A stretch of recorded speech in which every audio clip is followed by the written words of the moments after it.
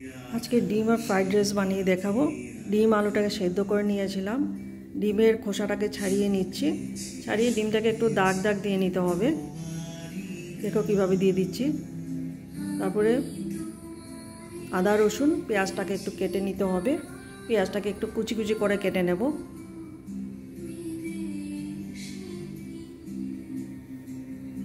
তেলের মধ্যে ডিমটাকে একটু ভালো করে ভেজে নিতে হবে। হলুদ নুন দিয়ে একটু লাল করে একটু ভেজে নিচ্ছি।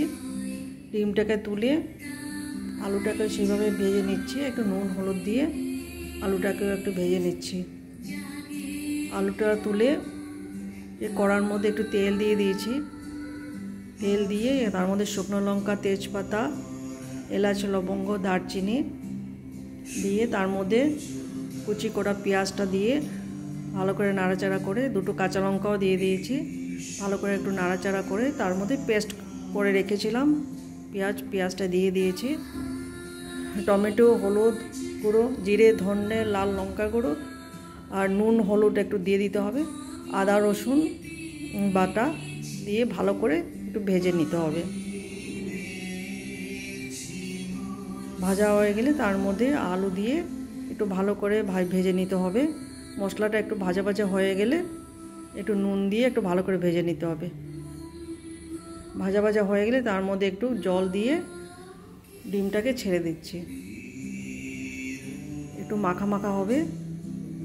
আমার ডিম রেডি হয়ে গেছে। কুকারে একটু তেল দিয়ে নিয়েছি, তার মধ্যে 1 চামচ ঘি দিয়ে দিয়েছি, 1 কাপ চাল দিয়ে দিয়েছি, তার মধ্যে শুকনো লঙ্কা 5-6টা দিয়ে দিয়েছি, তেজপাতা 4-5টা তেজপাতা দিয়ে দিয়েছি, কাজু কিশমিশ, আদা কুচি করে রাখা ছিল আদা কুচি দিয়েছি। ভালো করে চালটাকে ভেজে নিতে হবে। এলাচ, লবঙ্গ, দারচিনি একটু কুটে নিয়ে তারপর দিয়ে দিয়েছি। ভালো করে চালটাকে একটু ভাজা ভাজা করে নিতে হবে। লাল লাল একটু হয়ে গেলে তখন জল দিয়ে দেবে। 1 কাপ চালে 2 কাপ জল দিয়ে দেবে।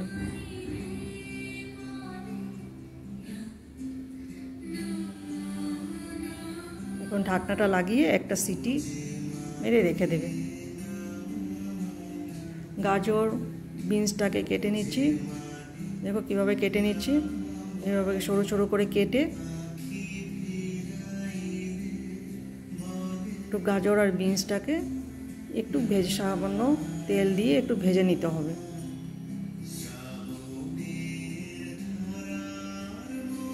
গাজর বিনসটা ভাজা হয়ে গেলে একটু নুন দিয়ে ভেজে নেবে।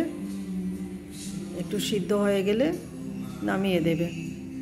এখন সেই ফ্রাইড রাইসটার মধ্যে মিলিয়ে দিচ্ছি। আমার ফ্রাইড রাইস রেডি হয়ে গেছে। দেখো কি সুন্দর লাগছে।